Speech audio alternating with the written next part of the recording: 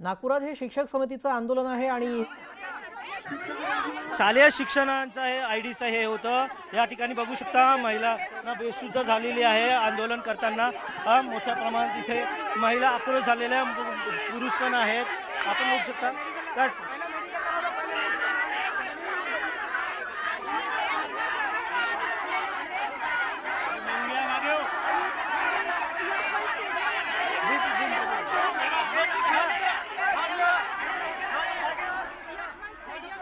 शालार्थ शिक्षक संघर्ष समितीचं हे आंदोलन इथे सुरू आहे। नागपूरच्या यशवंत स्टेडियम इथे हे आंदोलन सुरू आहे।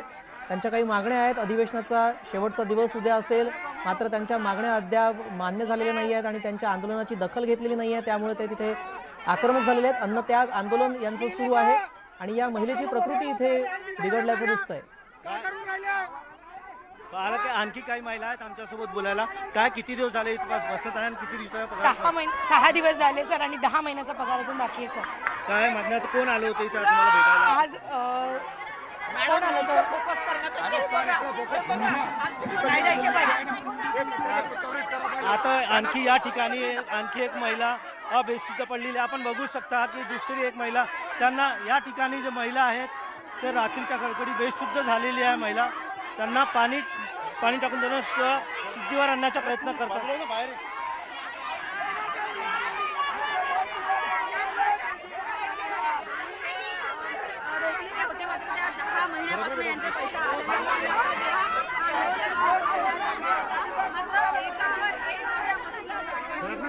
पगार थकल्यामुळे इथे अन्नत्याग आंदोलन या शालार्थ शिक्षक समितीच्या वतीने करण्यात आलेलं आहे आणि इथे या महिलेची प्रकृती बिघडलेली आहे।